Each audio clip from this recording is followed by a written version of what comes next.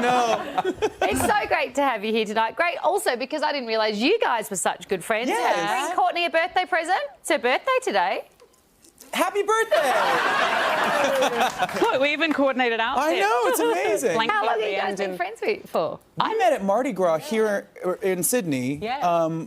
Almost 10 years ago. Yeah, it was you were performing. You were doing the closing show. Yes. Which is at like 10 a.m., which I stayed for and watched. Like I was like in the front row, like hi. You were the only person coherent. Everybody else was like, party. Yeah. Is that because I saw a picture on your Facebook today of you guys together, and I was struggling to work out what was going on here. Is this you pregnant? Oh, you know what this was? This was Fergie her baby from the shower. Black Eyed Peas. Yeah. Her baby shower. I was performing. I was singing a song, and there was all these paparazzi outside. So Adam and our friend Simon and I went outside where the paparazzi could see, and I pretended to be pregnant, and they all snapped photos. And one Japanese blog ran a story saying that this was Fergie, and Adam congratulating Fergie on her baby.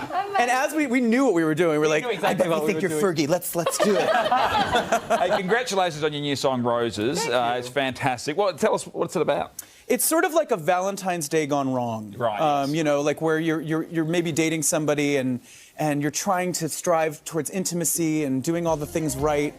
And then when the special day comes around, all you get was roses. That's it. Just a bunch of flowers. Flowers? Not the box of Cadbury roses? No love, no actual intimacy, no eye contact even, just flowers. It's good. Good thing. It's not enough. It's nice that you waited till after Valentine's Day to release that. That's very... No, it came out actually, before. it came out before. Yeah. Oh, yeah. I'm thinking of the album. And also, good of Queen to just come along and accompany you on your promotional tour. I think it's wonderful that they've done that. In your own mind, how separate is the Queen stuff from your solo stuff? I've been doing it for a while. It's been about 8 years that we've been working together, and at this point, it feels like it's like muscle memory. I can get on stage with them. We can look at each other. We know each other really well, and it's an amazing opportunity to perform great music for amazing audiences.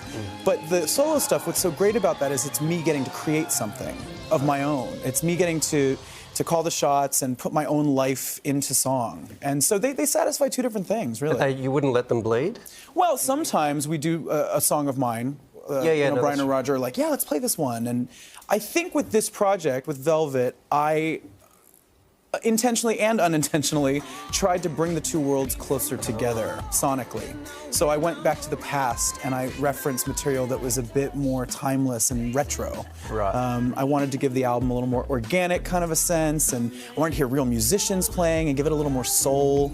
And there's definitely records of Queen that kind of cross over into that space. So how far would you... Oh, sorry. Do you run anything by like Brian made? Like, would he listen to Roses when you record it? Yeah, as the demos are sort of coming along, I'm on the plane and I have a pair of Bose headphones and they go right on Brian. Somebody's doing okay, isn't he? Got the Bose headphones. I'm getting a free shipment after this. Bose too. Would you ever get any of them to play on a track?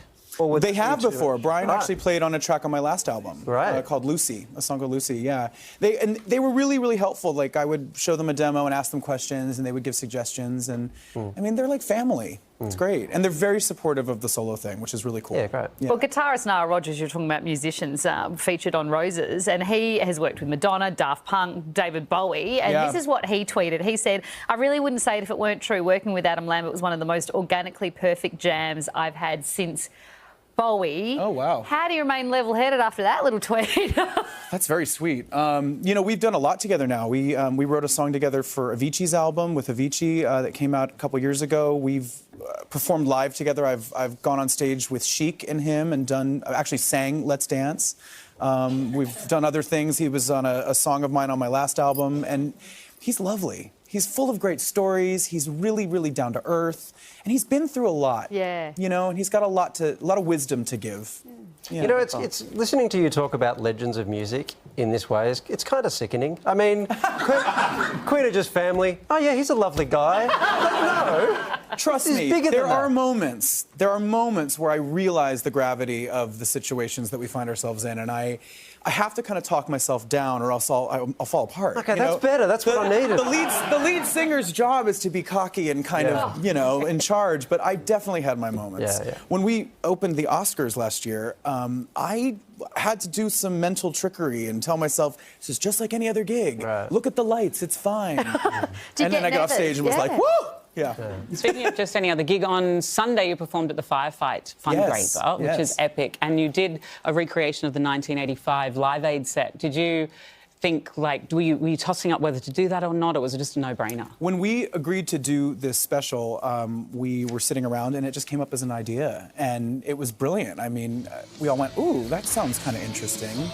And we kept it sort of a surprise because we thought, let's just see who picks it up, and see if people react to it. We didn't want to set the expectations too high, Do you go into a performance like with absolute confidence that the crowd is going to love every single thing you do? Like, you must be watching the band before you and thinking, we've got this covered. We've got this covered. I was watching 5 Seconds of Summer, who were awesome, by the way. I love those guys. Yeah. And I was watching from off stage, so I was kind of watching the crowd, and the crowd was pumped. Yeah. So that was a good sign. Yeah.